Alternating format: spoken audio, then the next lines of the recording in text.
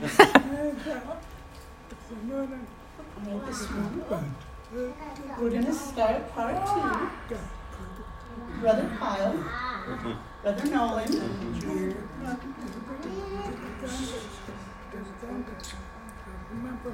want you to remember that next Sunday we don't have any class. We do a ladies' retreat.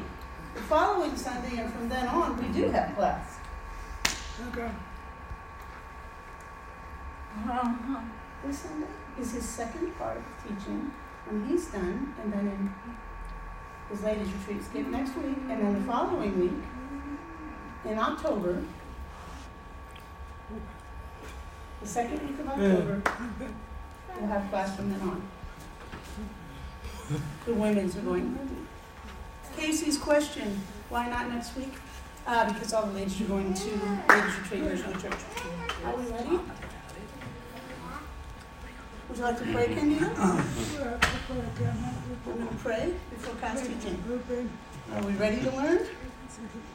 It's a very interesting topic. In the name of the Lord Jesus Christ, God, give Brother Kyle Noland anointing and anoint our ears and eyes, or our eyes.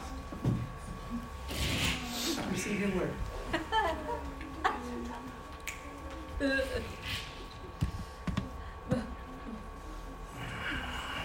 Yeah, last week I discussed a lot, but this week won't be as long.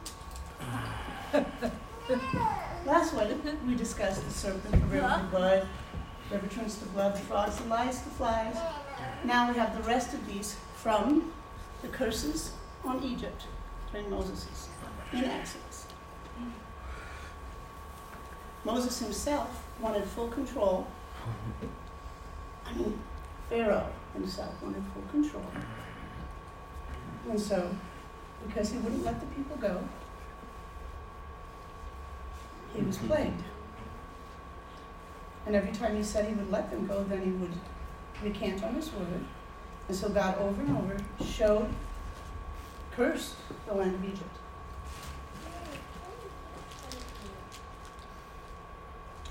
What did we finish with? Okay, so these are images of the gods of Egypt. We've already discussed these, the flies. Now we're going to start on the cattle. Do you have any questions before I start? Are you ready to go? If you have a question, please stand. Brother Nolan will stand up and interpret the question.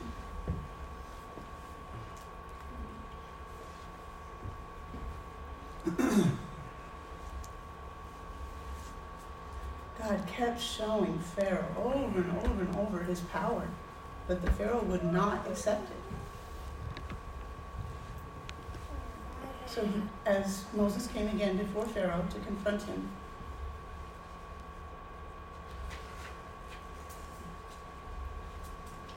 he said, behold, the hand of the Lord, Exodus 9, 3-7.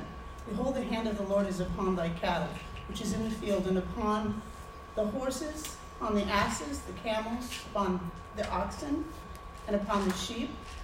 There shall be a very grievous murrain. What does murrain mean? Like the word pestilence and sickness, where it destroys their body. Murrain, what happens is that it just destroys everything. The cows, the horses, the asses, the camels, the oxen, the sheep. They were all dead, killed. You realize there's many animals, many animals. As Moses told the Pharaoh, behold, it will happen. There will be a very grievous murrain. There will. And also, the Lord will sever or separate. He's going to separate between Israel's cattle, the cattle of Israel, and also the cattle of Egypt. And so God said, I'm going to separate all of Egypt's cattle from the cattle of Israel. He left them alone. They wouldn't suffer.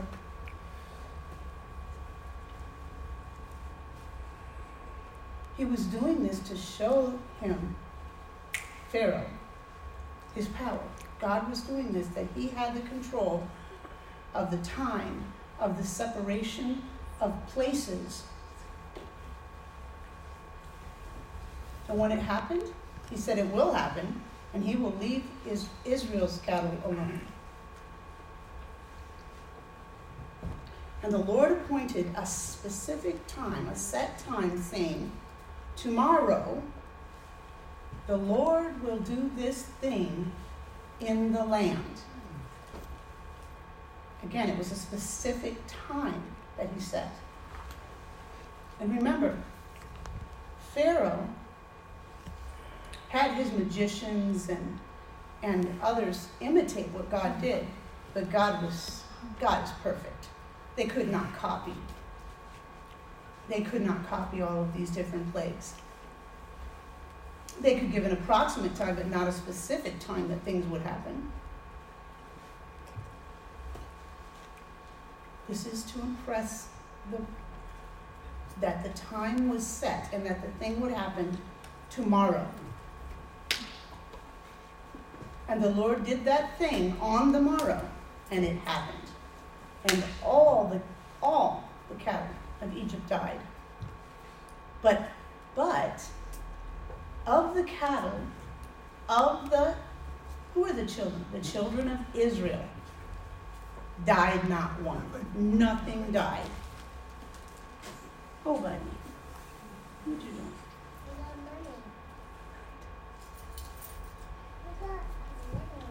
And all the cattle of Egypt died, but none of Israel's died.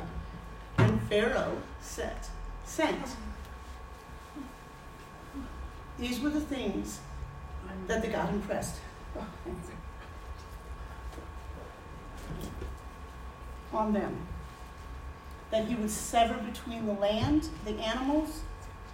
A specific time was set, and it happened exactly as it was said.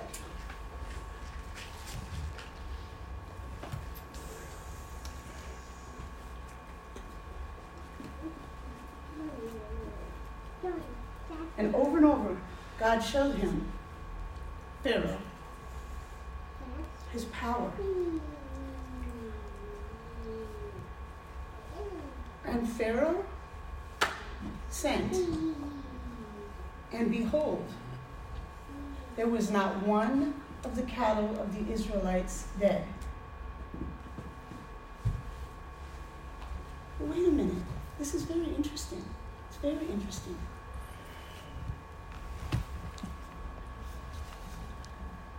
Pharaoh knows that all these things that Moses said had happened. Apparently, he accepted that it would happen.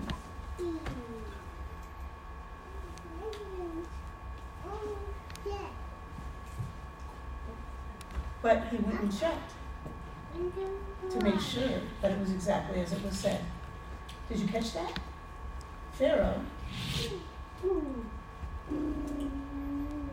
it didn't bother him really. He went and said, and he checked. And he thought about this, how God had truly separated the Egyptians from the Israelites. And the Pharaoh sent and asked them to check. And behold, there was not one of the cattle of the Israelites dead. And when he found out that it did happen, Moses told Pharaoh that it would. And it will happen, and the sickness would hit all of the cattle, the sheep, the horse. Pharaoh said no. But he must have known it would because of all the previous plagues. But now, this new thing, that he would separate Israel from Egypt, is new. It's very interesting.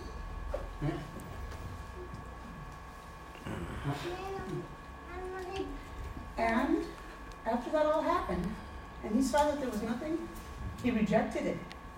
And the heart of Pharaoh was hardened, and he did not let the people go. You understand? Okay. Okay.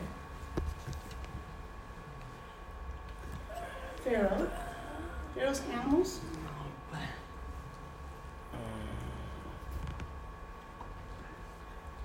He was proud of his animals.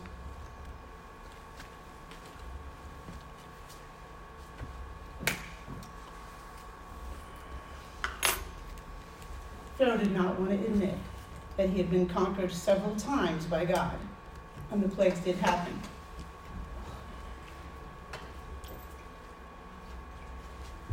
Over and over, he was shown the power of God, but the place, the time, the separation, everything that God did and said was exact. And he showed him over and over. God is all powerful. Exodus 9, 8 through 12, about the boils. This really happened, and it's very interesting.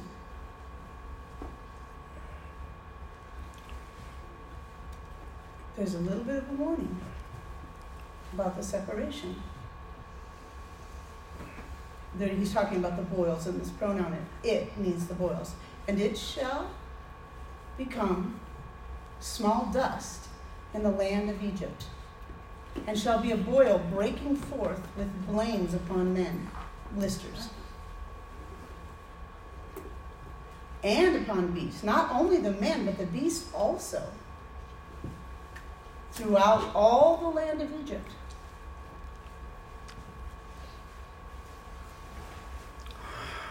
It seems before it was terrible. Oh, what the scripture before this, that was it. And he hardened his heart. Mm-hmm.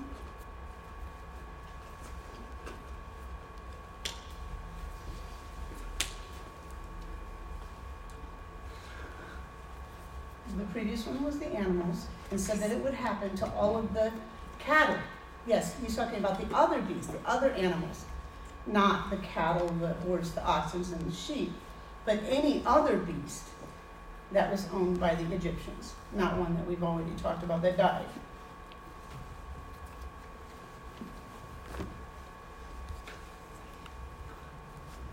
It doesn't say it, but it's possible that there were other animals than the ones that had died. Okay, Candido says there's cattle, horses, sheep. Those are four-legged animals.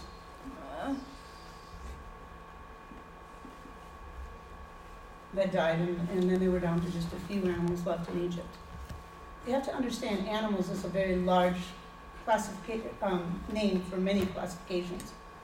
It's important to see that there was more damage, not necessarily which animals. And they took ashes of the furnace and stood before Pharaoh. Moses sprinkled it up toward the heavens.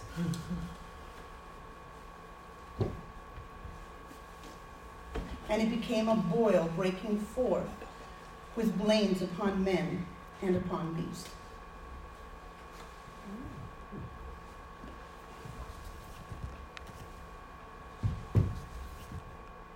It's very interesting. Why? And the magicians who had been there standing with Pharaoh every time Moses showed up and trying to copy what was happening and everything, they couldn't stand with Pharaoh because they had to leave.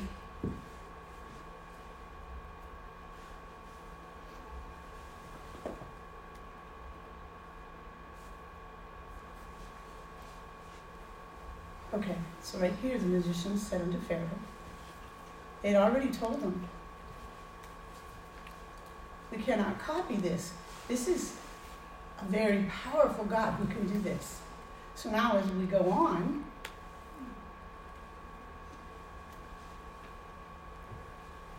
the magicians who had constantly been with Pharaoh, they had been hit with this plague and been covered with boils, so they could not go before Pharaoh.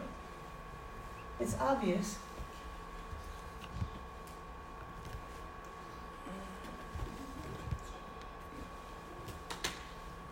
It's obvious that Pharaoh really didn't care what Moses said. Moses told him all these things would happen. When he told him there was going to be boils, everybody immediately suffered from these boils.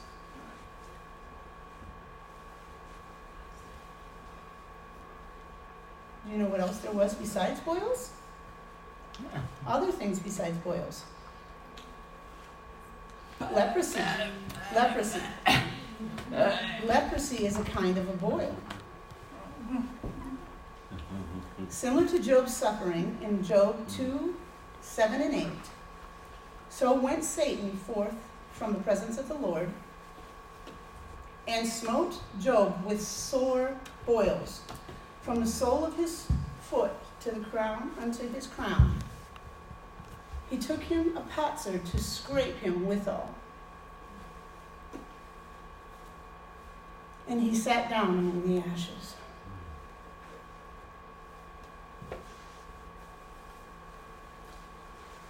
Now, you have to understand, the magicians couldn't stand before Moses because they were suffering terrible pain. Not just man, but all the beasts were suffering of these boils and trying to scrape them on. There was severe suffering. Pharaoh still would not listen, though. He suffered. All these sufferings, all animals dying, boils, plague, blood in the river, frogs, flies. Remember the frogs in their bed? They were suffering terrible over and over again, but it didn't matter. Pharaoh, to him it didn't matter.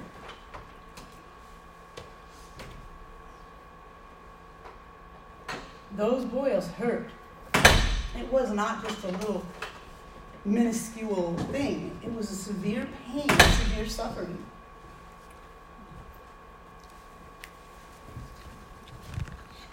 It didn't say that Pharaoh was separate. Casey's question was, did Pharaoh also suffer? Did the Pharaoh have boils? Yes, he had. Probably he did. No, it doesn't say in here that Pharaoh was separated from his people. When the Lord hardened the heart of Pharaoh, his heart was so hard. He did not care about the suffering of anyone, even himself. The death, he didn't care. And over and over and over, Pharaoh was punished with the hardness of his heart. I'm going to explain to you again. These boils were not insignificant. They were not cute little blisters. They were seriously painful, like Job, who sat in the ashes and tried to scrape them off. Can you imagine? It was so terrible. Candido said they must have been screaming throughout the land. This is what Job did. He took a broken pottery piece and scraped off these boils, piece of pottery.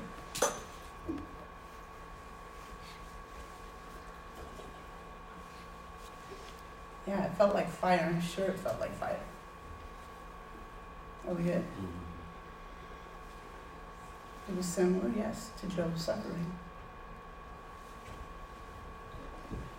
We're talking about the next plague, which was hail in Exodus 9, 18, 21, and 22, 26. The warning of oncoming hail. He warned them. Exodus 9:18 through 21 and 22 through 26. The hail. Behold, the warning of oncoming hail. Behold, once again, God has set a time. Tomorrow, about this time, he's specific about not just tomorrow, but about this time. So like if it was noon, he says to noon tomorrow, this will happen. If we look back, he just said tomorrow, but now he's very specific. He says, okay, now I'm going to be more specific. He's adding on to it the specific time of day.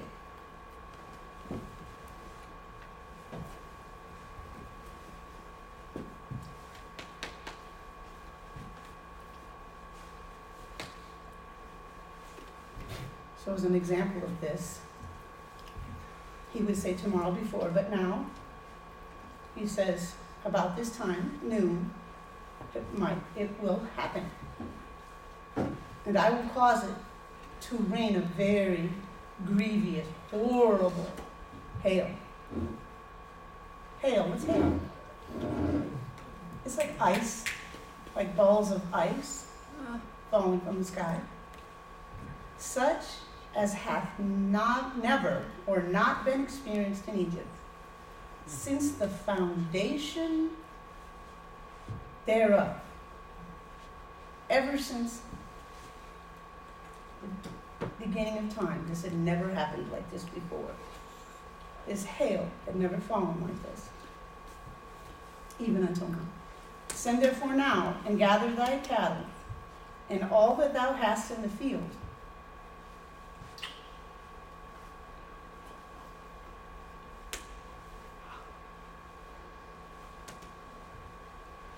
and all that thou hast in the field, for upon every man and beast that's in the field, which shall be found in the field, and shall not, this is a severe warning.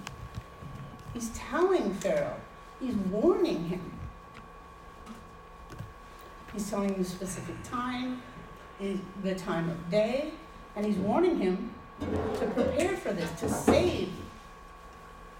And tells them that nothing will die if they bring it in the house. I'm telling you, it's coming. And he's giving him this warning. He said that the hail will fall upon them. If they bring him in the house, they will not die. And he that feared the word of the Lord among the servants of Pharaoh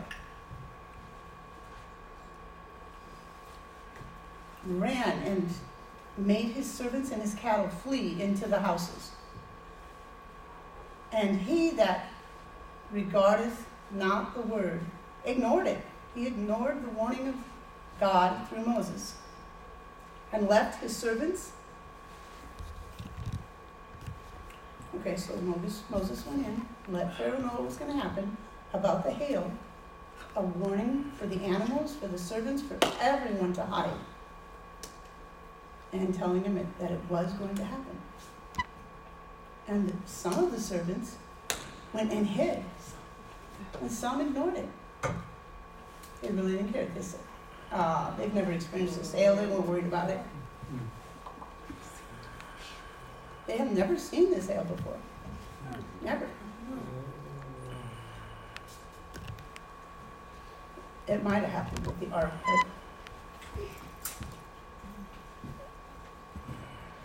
I have a question. Tomorrow, there's a warning about tomorrow and the hail that was going to come down and hit the animals. Can you imagine that you would bring your animals into the house? But on a specific time, it's like yesterday, God had just punished you. The cows had all died. And what's left? And he says, if whatever is left, it will be destroyed tomorrow.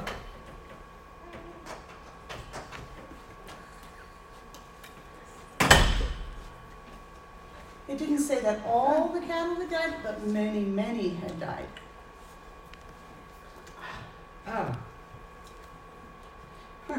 God didn't kill them all because he was saving more for later. So that the animal that they would have animals in the future. So he was giving Pharaoh a chance to help his people survive in the future. The punishment of sickness did not kill all of the cattle, but there was a few that were left. And he told Pharaoh to be careful. But now he's punishing him again. But here, it's not only for the cattle, it's also for the people. If they're outside, they're dead. They could get hit by the hail and die.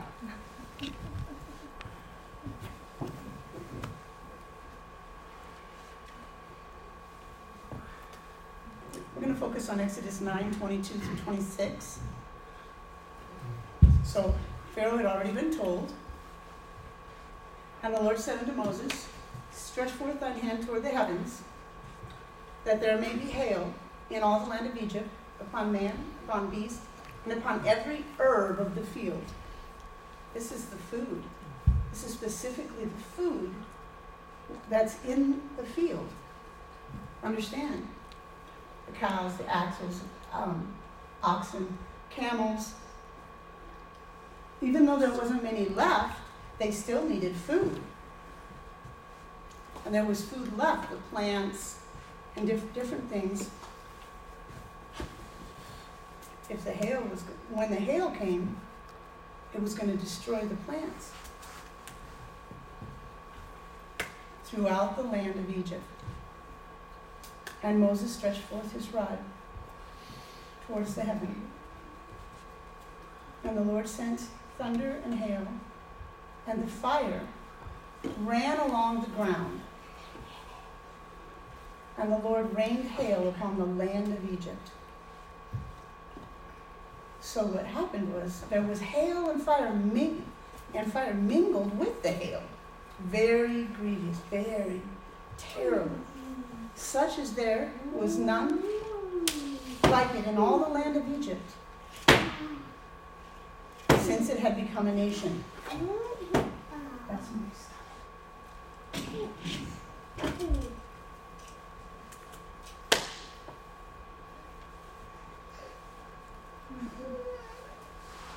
And the hail smote throughout the land, all the land of Egypt, and all that was in.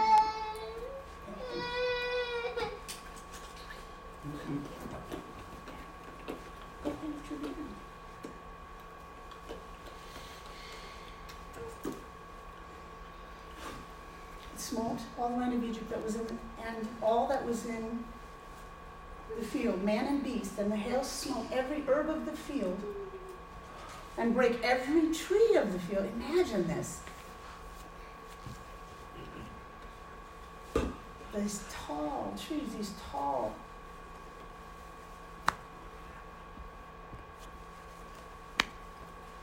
Who was left? The children of Israel in the land of Goshen. There was no hail. But the food, where did the food? The food for Egypt was all destroyed. Only in the land of Goshen. Goshen is where the Israelites lived. There was a separation. There was no hail on the children of Israel or their land. It doesn't tell you the exact measurement of the hail or anything. They just say that it's very terrible. We're used to little tiny hail, but it could be the size of a softball. And it rained down upon them. And it must have been terrible, for it killed people and animals.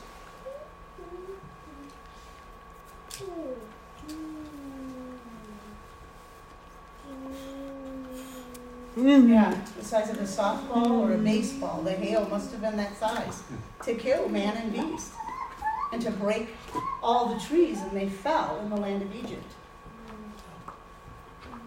The trees broke. You know, a tree is big enough to chop a tree down. That hail must have been terribly huge. So far,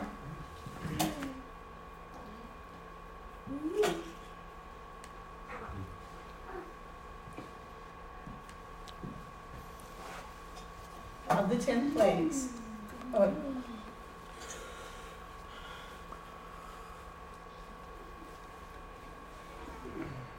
I'm not sure how big it was, but it could be anywhere from the size of a small watermelon all the way down to a softball.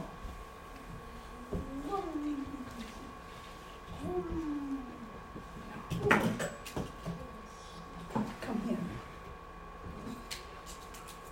So now, the hail has destroyed the plants, the herbs, the trees, the animals that were left in the field.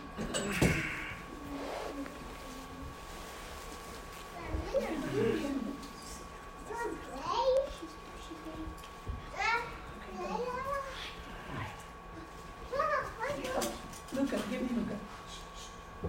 So we've had the river turn to blood, the serpents, the frogs, the lice were everywhere, the fleas, flies.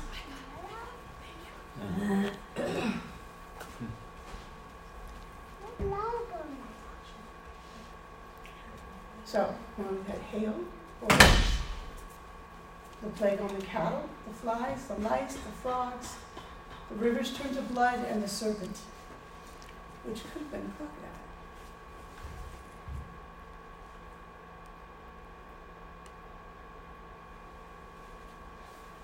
Now we're going to the locusts in Exodus 10, I'm almost finished. Exodus 10, 4 through 7, and 13 through 15. And again, like the hail, there was a warning sent by God to Moses to tell Pharaoh, else if thou refuse to let my people go, behold, tomorrow will I bring locust.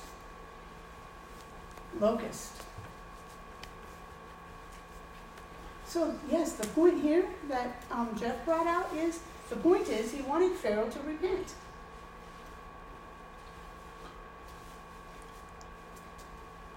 He wanted Pharaoh to bow down and say, forgive me, say I'm sorry. And that's a good point. I didn't think about that, but it's a wonderful point. Okay, tomorrow. It's going to happen tomorrow if you don't do something today. But Pharaoh's heart was hardened, yes. Right.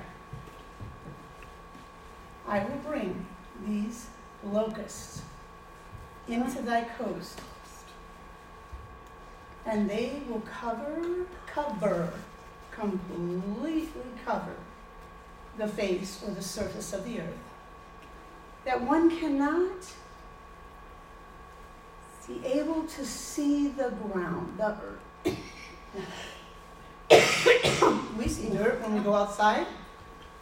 Imagine if there was so many locusts that every step you took was full of bugs and you could not see the dirt on the earth. It was covered. Everything was covered. He goes, that's a good point. Oh, don't scream because they're crawling. They'll cover the people and crawl in your mouth. What locusts do, what Candido said is, you know what locusts do?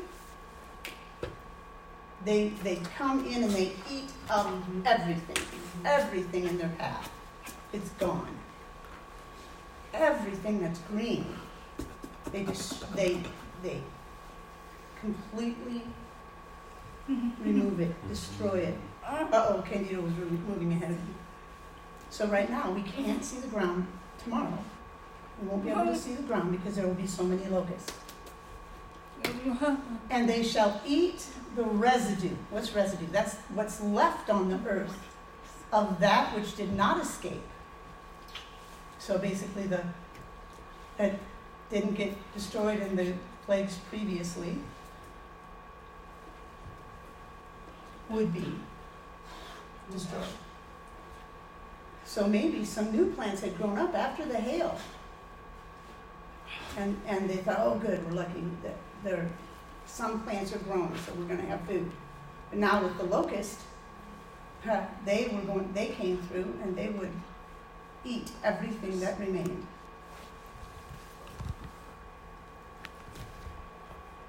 Well, during the time of Joseph, there was a famine in the land, and he dreamed about everything happening. saying that there would be a famine. So Joseph took from the crops that they had for the 7 good years and saved it for the years that would be bad. It's not the exact same scripture, but it's interesting how it kind of correlates. Of 7 years of plenty before the 7 years of famine. God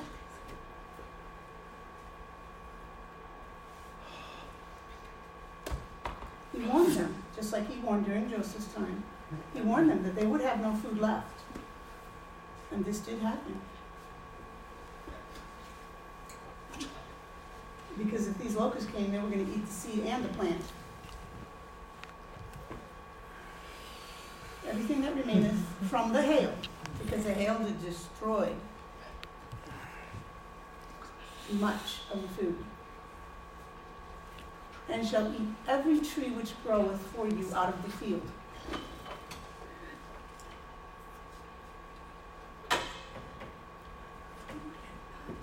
Like fruit and nuts and things grew on the trees, and that was food for them.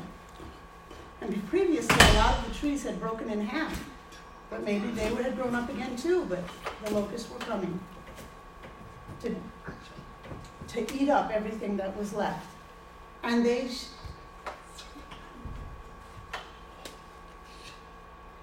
will fill thy houses, the locusts, and the houses of all thy servants, and the houses of all Egyptians, which neither have father nor thy father's fathers had seen since the day that they were upon the earth unto this day. Moses said, every one of your predecessors, before that they even came on the earth, there had never been this kind of destruction. But what's very interesting right here, and he turned himself and went out from Pharaoh. And all these previous plagues, when they finished talking, the servants, Pharaoh's servants, but this time, some of the servants had protected themselves previously. However, this time, and Pharaoh had ignored the previous warnings, but this time, Pharaoh's servants said unto him, how long shall this man be a snare unto us? Let the men go, that they may serve the Lord their God. Knowest thou not yet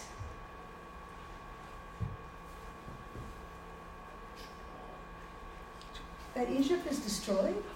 The servants cried out to Pharaoh and about all of these previous plagues and the terrible things that had happened and how they were suffering and how it had destroyed the land of Egypt. And now the locusts are going to come? Say, no more. We're done.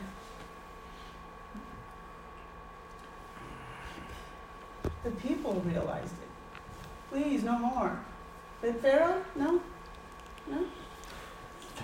He wasn't accepting that yet. Oh, the Pharaoh had become bitter through all of this instead of compliant.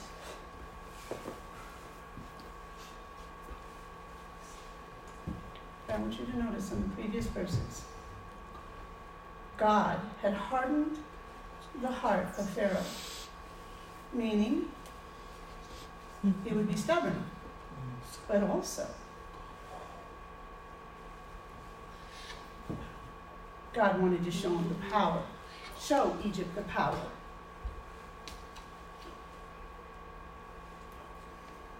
So if Pharaoh had given in, he couldn't show him all his power. He kept saying no because God had hardened his heart so he could show his power. Because unto that day, we know that God has power. But we wouldn't know unless these come upon. Part of it is God has hardened Pharaoh's heart to be stubborn, and also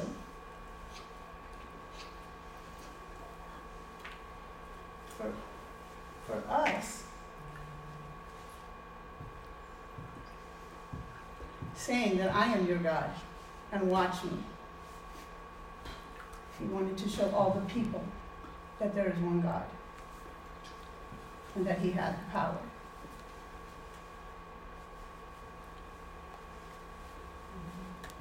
God was planned this before it ever happened. And he wanted to destroy Egypt.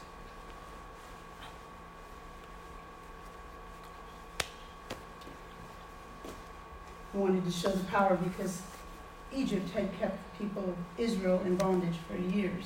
40 years? And now his people would be made to starve like they had starved the Egyptians.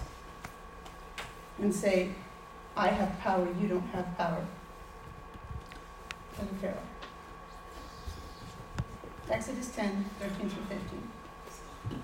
And Moses stretched forth his rod over the land of Egypt, and the Lord brought an east wind upon the land all day and all night. And when it was morning, the east wind brought the locusts, these bugs, this pestilence. And the locusts went up over all the land of Egypt and rested or stayed in all the coasts of Egypt. Very grievous, terrible were they. Before them there were no such locusts as they, neither after them will be such. Before nor after there would be nothing like this plague. These locusts are terrible. These are worse than anything that was seen or would be seen. Worse than anything that they had seen. Never again would we see this kind of plague. And they covered the face of the whole earth so that the land was darkened. It was dark with these bugs because they flew in and they covered everything. And they did eat every herb of the land and all the fruit of the trees, which the hail had left, and there remaineth not any green thing in the trees, or in the herbs of the field. Now we need to understand, where are the animals? There are very few animals. They were lucky to have whatever animals they had, so now they needed food for these animals. Now their food was gone.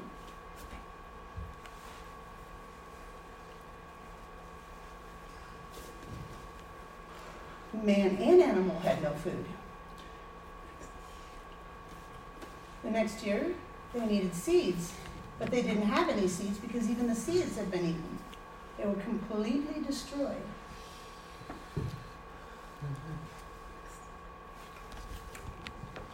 The next is the plague of darkness. We have one, we're almost done. Exodus 10, 21 through 23. The plague of darkness. As all of these previous 8 plagues have taken place. Pharaoh had hardened his heart, and he would not relent. He would not let Israel go. Okay, fine. And the Lord said unto Moses, no warning this time. No warning. He warned them over several times. Every time, actually. And the Lord said unto Moses, stretch forth thine hand towards heaven, that there may be darkness over the land of Egypt, even darkness which may be felt.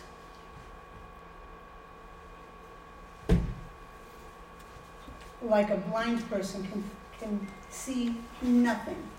Everyone was blinded by the darkness. Couldn't see nothing. And Moses stretched forth his hands towards the heaven. And there was a thick, like there was pressure upon the body and pressure upon the eyes, so that they could feel this darkness in all the land of Egypt for 3 days.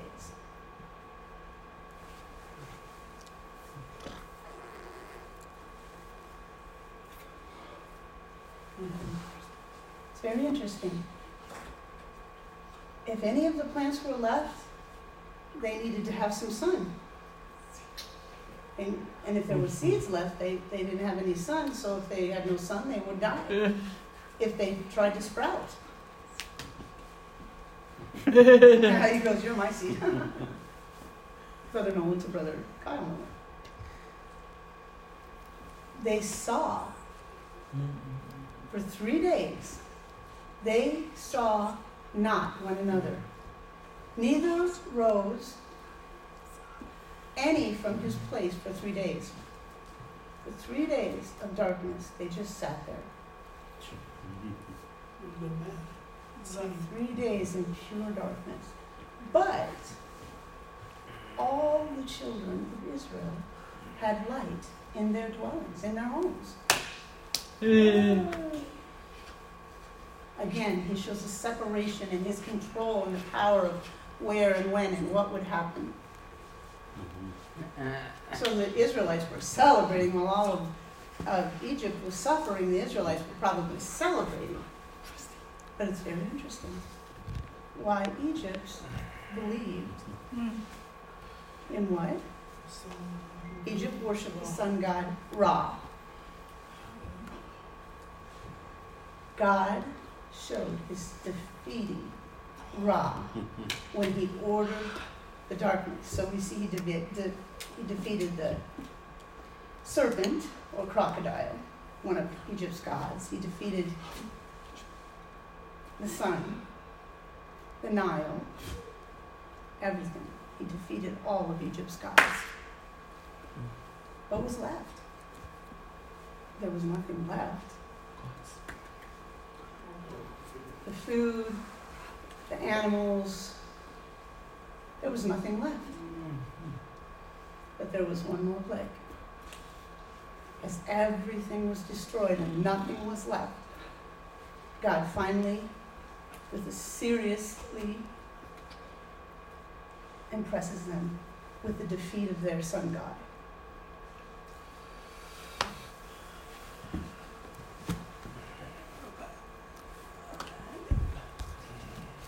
Egypt believed that the sun was a god.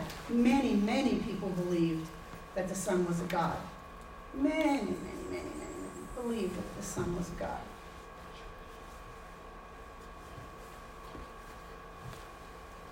Not only defeated the sun, but the moon and the stars, they also worshiped those.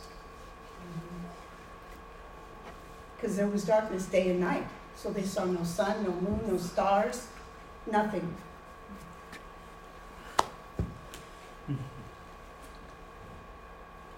They said it was so thick that no one could see. He said 3 days of darkness, which meant they couldn't eat. They didn't have flashlights. They couldn't see anything.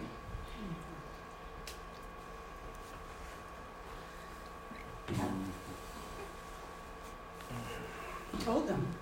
First, he took their food. He destroyed their animals. Everything was gone. Plants, food, trees. And now, all the gods that they had worshipped, he had defeated. There was nothing left. The locust. Imagine the locust, right?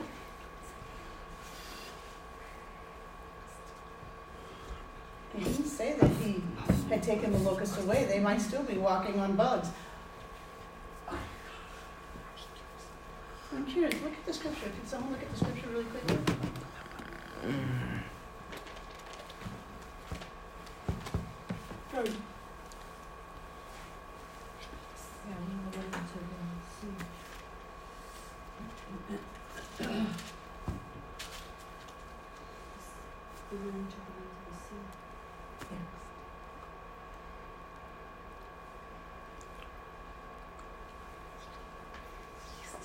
He brought a strong eastern wind.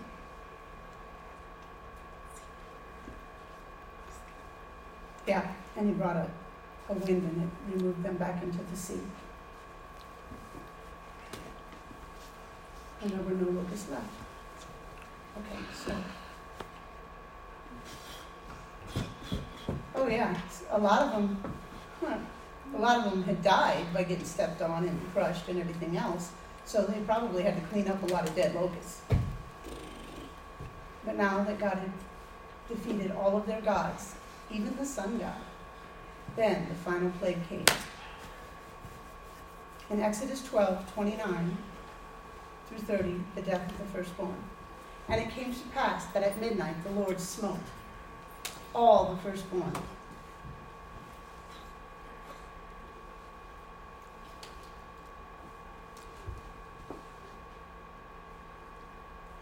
I didn't include it. Okay.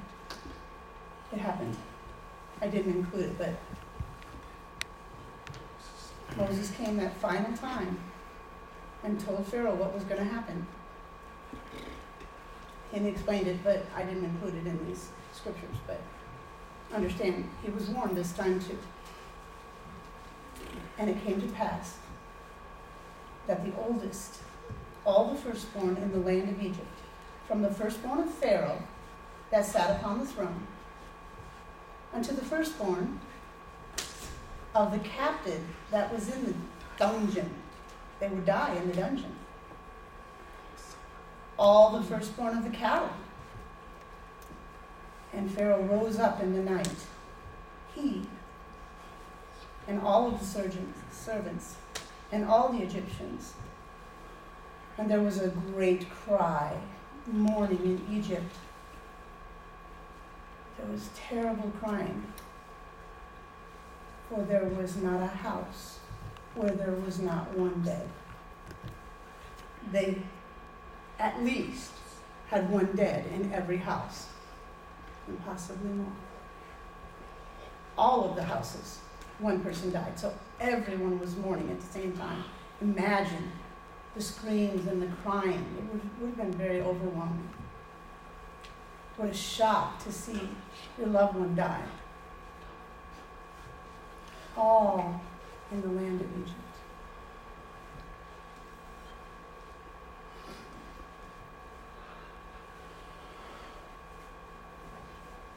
In the land of Goshen, they must have heard the screaming and crying that came from the land of Egypt.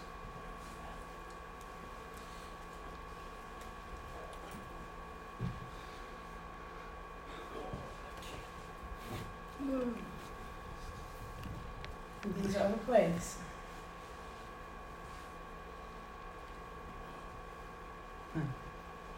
There were 10 plagues, and the serpent. There's 11. Doesn't count. Yeah, it doesn't count. And the serpent wasn't counted in the 10 plagues.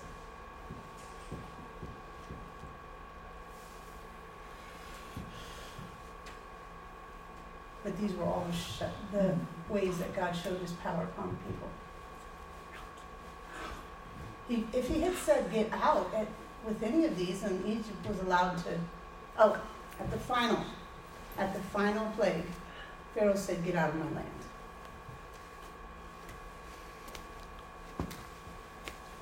I want you to understand a good point of this.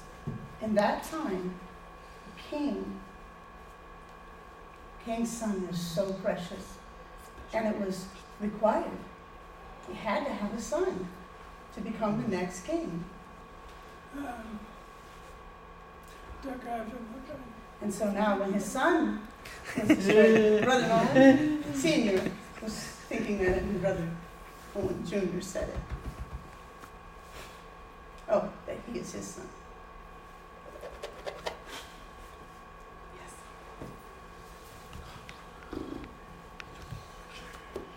Everything that they worshipped, everything that they needed to survive was gone. And now the king's future was gone. The present and the future was now gone. Imagine. There's another scripture. Only but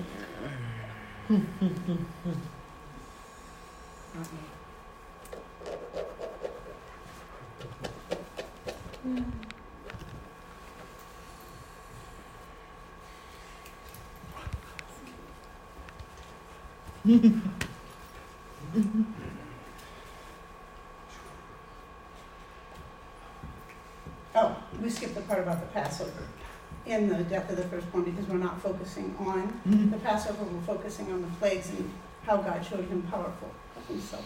more powerful than all the gods of Egypt. Pharaoh's son, his firstborn, died.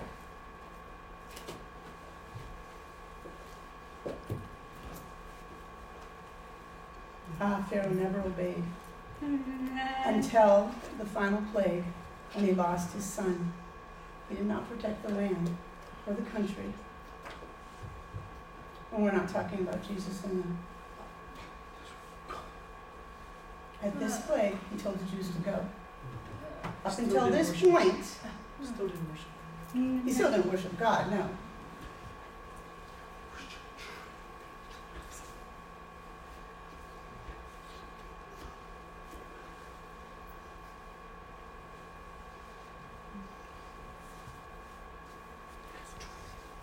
Last two scriptures I wanted to show you, 2 more points. God is more powerful than the Egyptian god. Look at all these were gods of the Egyptians.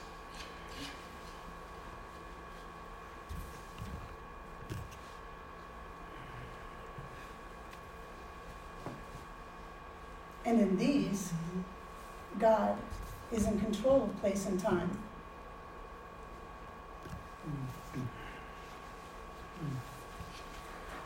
God showed over and over again, I'm in control. You are not. You are nothing compared to me.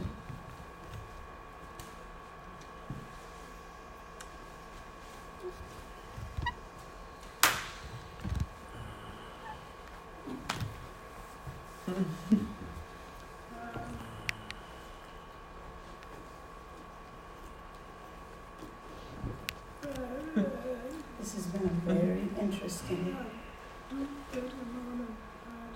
We've discussed it for 2 Sunday mornings, and I've noticed all these scriptures and your questions. As Kyle was discussing all these scriptures, everyone has added a little bit here and added a little bit there. This class has been wonderful. I've really enjoyed it for these last 2 Sundays. I'm happy that Linda is writing down notes for these. So we're looking forward for her to copy these so that we can bring them home. Are there any questions about what has been discussed here? I didn't know that these were the gods of the Egyptians and that they were being conquered by God with these plagues. This is good. We're learning these things. We're all learning these things. Do you have any questions? Ooh, it's so nice to show us how powerful God is. Okay, now that we're done, I want to inform you again and remind you that next week we have no class, but after that, we will continue to have class, and this is not Carl's last time teaching the class. He will continue. But also I'm looking forward to Brother Jeff and Brother Candido also teaching class. Are we ready to pray for closing? Thank you, Jesus, Lord, for what we've learned from your word through Brother Kyle Noland's teaching. Thank you, Lord. We hope that we can eat all of this and digest it in Jesus' name. Amen.